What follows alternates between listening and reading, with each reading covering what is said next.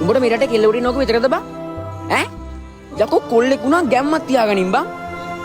නිකන් ගෑණියෙක් ඉඳලා හුට පෙරපෙනා සෙවලෙක් වගේ අකපිලලා අඬන්නේ. පව් බං අර උඹේ අම්මා. ඒ කියන්නේ උඹෙන් හන්නේ බොන්නෙත් නෑ. තොර නම් හොඳක් වෙන්නේ ගොන් හරකා. ඔබට මේව තේරෙන්නේ නෑ බං. මට ඒක නැතුව බෑ බං. යකෝ ඒකේ තෝ තාලගේ තොට සල්ලා දෙන්නේ නේද බං? තෝගේ ගොම්මලට ඕක තේරෙන්නේ නැද්ද? හැබැයි මචං ඒකට බෝ නෝටන වුණාට උඹේ පවුල වල බෝ සෑහෙන්න වටනවා මචං. මොකද පවුලේ බර ගෙනියන්නේ උඹ හින්දා. උඹ ඕකේ හින්දා ගොන් තිරෙන මරන් මට අහුවේ යන්කෝ. අන්න එදාට මංවත් උඹේ පවුලෙන්වත් නැගලා හොඳට මතක තියාගනි. මටත් දැන් තිත්ත වෙලා තියෙන්නේ බං. අපි යමන් ගෙදර.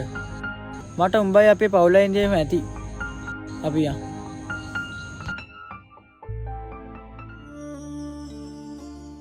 ප්‍රියය වේදනාව සහ ප්‍රතික්ෂේප කිරීම රුසියානු ගිනියාවි තරම් දරුණු වේ. යවන්නා අපාගත වන අතර ලබන්නා අකාලයේ ස්වර්ගස්ත වේ. සමහර නිහඬවීම් මරණය අභිබවා යන බැවින් හුස්ම වැටෙනා මොහොතේ උණුසුම්ව වැළඳ ගත යුතුය. කොතනක හෝ ඔබ සතුටින් සිටිය යුතුය.